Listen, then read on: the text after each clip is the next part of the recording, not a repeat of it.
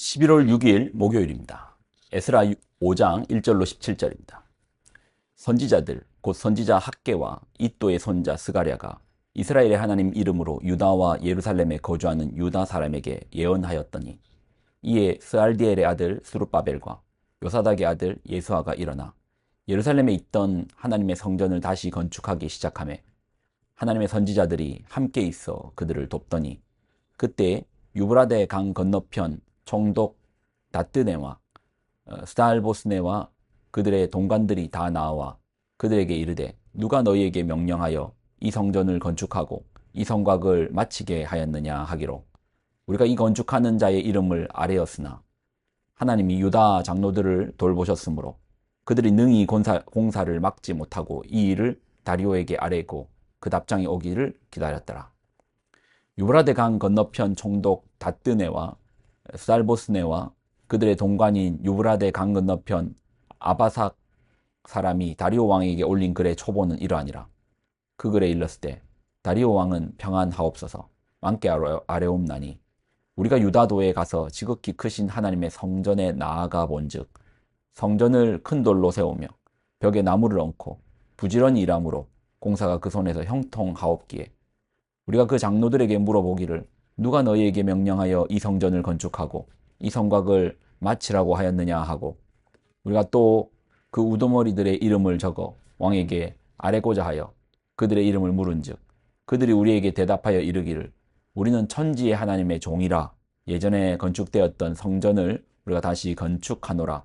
이는 본래 이스라엘의 큰 왕이 건축하여 완공한 것이었으나 우리 조상들이 하늘에 계신 하나님을 노엽게 하였으므로 하나님이 그들을 갈대아 사람 바벨론 왕 느부갓네살의 손에 넘기심에 그가 이 성전을 헐며 이 백성을 사로잡아 바벨론으로 옮겼더니 바벨론 왕 고레스 원년에 고레스 왕이 조서를 내려 하나님의 이 성전을 다시 건축하게 하고 또 느부갓네살이 예루살렘 하나님의 성전 안에서 금은 그릇을 옮겨다가 바벨론 신당에 두었던 것을 고레스 왕이 그 신당에서 꺼내어 그가 세운 총독 세스바살이라고 부르는 자에게 내주고 일러 말하되 너는 이 그릇들을 가지고 가서 예루살렘 성전에 두고 하나님의 전을 제자리에 건축하라 하매 이에 세스바살이 이르러 예루살렘 하나님 성전의 지대를 놓았고 그때로부터 지금까지 건축하여 오나 아직도 마치지 못하였다 하였사오니 이제 왕께서 좋게 여기시거든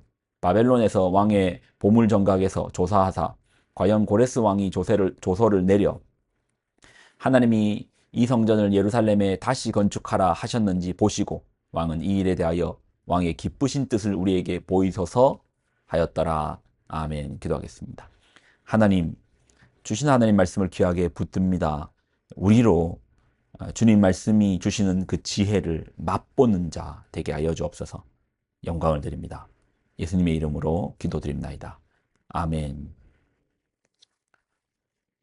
어제 본문에 대적자들의 상소로 황제의 칙서, 황제의 명령으로 이제 공사가 멈추게 되었죠. 이에 하나님은 학개와 스가랴를 통하여 당신의 말씀을 주십니다.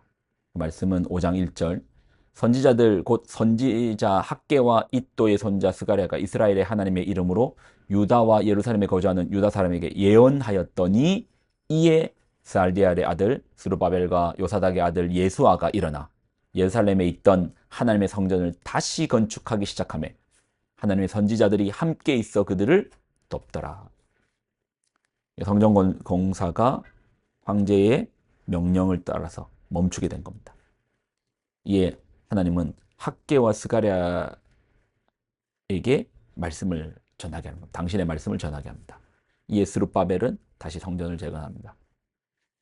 사실 이거 목숨을 건 행동 아닌가요? 하나님은 하라고 하시고 황제는 못하게 합니다.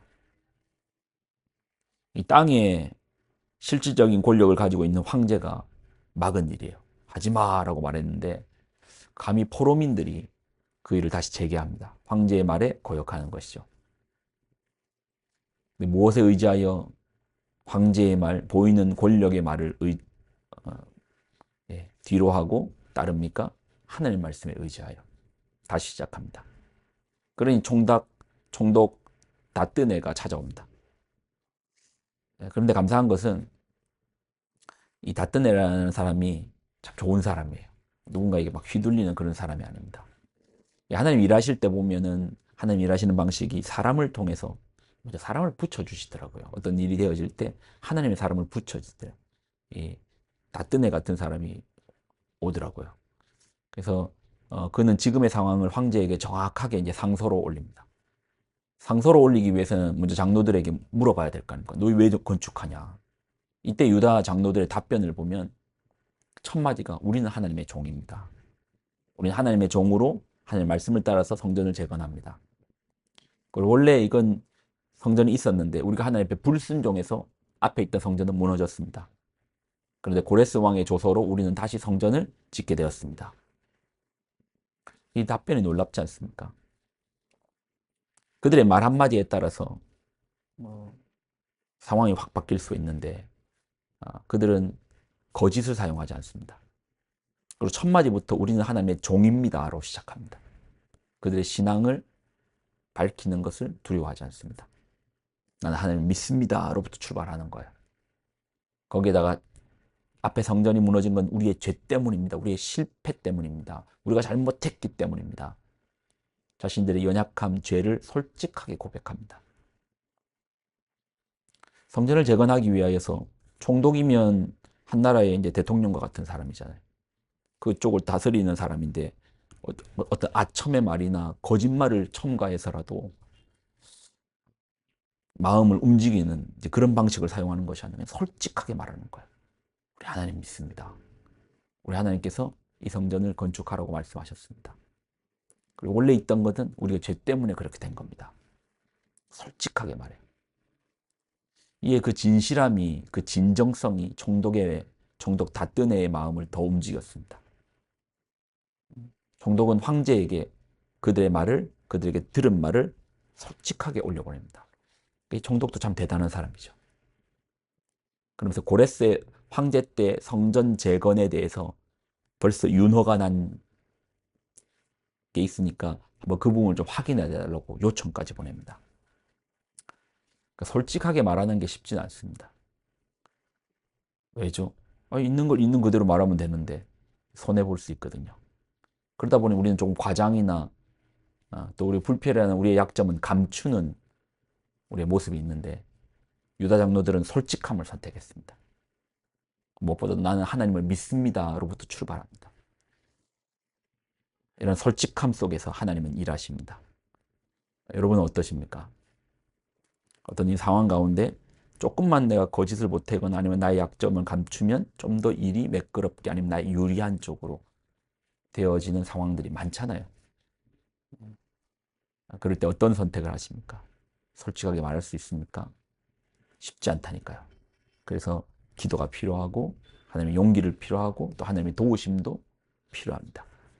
그들은 솔직함을 택했습니다. 이제는 하나님께서 그들을 도우실 것입니다. 기도하겠습니다. 하나님 주신 말씀을 귀하게 붙듭니다. 우리로 상황 앞에서 상황을 따라서 우리의 말을 이렇게 저렇게 바꾸는 사람 아니요. 상황 앞에서도 우리가 본 것, 우리가 붙잡은 걸 정확하게 말할 수 있는, 특별히 우리 신앙에 대해서 나는 하나님을 믿습니다라고 혹시 그것이 손해가 될지라도 온전하게 고백할 수 있는 믿음의 백성 되게 하여 주옵소서. 영광을 드립니다. 예수님의 이름으로 기도드립나이다. 아멘.